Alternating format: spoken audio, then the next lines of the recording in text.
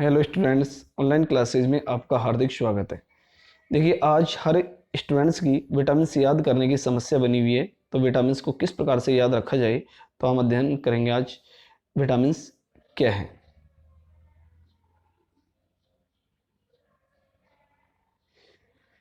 देखिए, विटामिन एक प्रकार से कार्बनिक यौगिक है जिससे कोई कैलोरी या ऊर्जा प्राप्त नहीं होती है, परंतु ये शरीर की विभिन्न रोगों से क्या करते हैं, रक्षा करते हैं।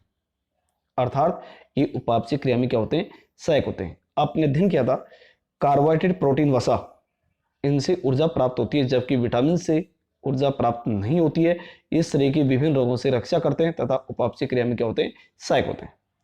विटामिन के प्रकार विटामिन ए है, बी है, सी है, डी है, ई है और के है।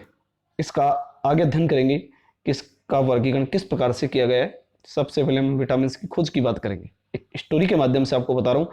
एक बच्चा था जो आप देख रहे हैं, जिसे बहुत भूख लग रही थी, तो उसे क्या दिया गया, विटामिन दिया गया। विटामिन देने के बाद में बच्चे को एक प्रकार से क्या लग गए, पंख लग गए। अर्थात विटामिन की खोज किसने की, फंक ने की। याद रखिए, स्टोरी के माध्यम से आपको बता रहा हूं कि बच्चे के क्या लगे, पंख। पंख का मतलब फंक। तो विटामिन की खोज किसने की, फंक ने। आप याद रखेंगे। देखिए, हम आगे अध्ययन करेंगे कि विटामिन का वर्गीकरण किस प्रकार से किया गया है। घुलनशीलता के आधार पर विटामिन को दो भागों में बांटा गया है, जो अगले पेज के ऊपर देखेंगे। एक जल में घुलनशील और एक वसा में घुलनशील। देखिए, घुलनशीलता के आधार पर विटामिन को दो भागों में वर्गीकृत किया गया, एक जल में घुलनशील और एक वसा में। दो गिलास लिए, एक गिलास में पानी लिया और एक में क्या ली, वसा ली। अब देखिए क्या किया कि हमने एक कीड़ा लिया। कीड़ा से मतलब KEDA। और इस कीड़े को सबसे पहले किस में डाला गया, पानी में। कीड़ा पानी में क्या हो रहा है, तैर रहा है। इसके बाद में इसी कीड़े को किस में डाला गया, वसा में डाला गया। तो वसा के अंदर कीड़ा क्या हो गया, घुल गया। आप नहीं देख पा रहे हैं, कीड़ा वसा में नहीं दिख रहा है कि यहाँ ऑयल दिया गया है, और इसके अंदर नहीं देख पा रहे हैं। अर्थात इसका मतलब स्पष्ट है कि विटामिन के, vitamin E, vitamin D, vitamin A, ये वसा में क्या होते हैं, घुलनशील होते हैं। तो याद रखिए ट्रिक के माध्यम से कि कीड़ा वसा में घुलनशील है, यानी विटामिन के, ई, डी, ए वसा में क्या होते हैं, घुलनशील। बच क्या गए, बी व सी।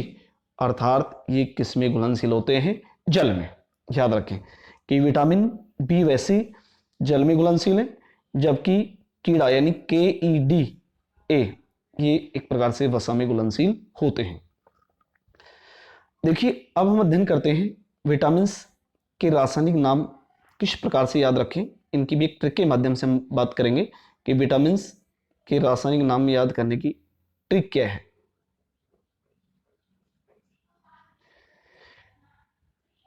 देखिए, विटामिन के रासायनिक नाम याद करने की ट्रिक आपके सामने है कि रथ एक टॉफी। यहाँ एक ट्रिक लिखी गई है, ये पूरी क्या है, ट्रिक है। और यहाँ विटामिन क्रम याद रखेंगे, ABCDE और के। देखिए, थोड़ा सा मैं पेज को ऊपर कर लेता हूं कि आपको समस्या नहीं होगी। देखिए, विटामिन रथ एक टोपी। अर्थात विटामिन ए का रासायनिक नाम क्या है, रेटिनॉल है। रे से जहां रथ लिखा है, रे थे एक टॉफी, तो इसका मतलब रेटिनॉल। थे का थायमिन, ए का इस्कार्बिक अम्ल, के का कैल्सीफेरॉल, टा का टोकोफेरॉल, फी का फिलिक्विनॉन। ये इनके रासायनिक नाम याद है, रासायनिक नाम है, इनको आपको याद रखना है ट्रिक के माध्यम से। रथ एक टोफी, रे से रेटिनॉल, थे से थायमिन, ए से इस्कार्बिक अम्ल, कै से कैल्सीफेरॉल, टा से टोकोफेरॉल और फी से फिलिक्विनॉन।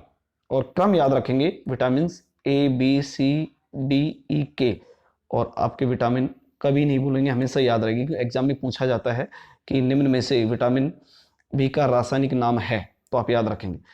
अब हम बात करते हैं विटामिन ए की। देखिए, विटामिन ए है, इसका स्रोत क्या है, विटामिन ए का स्रोत क्या है?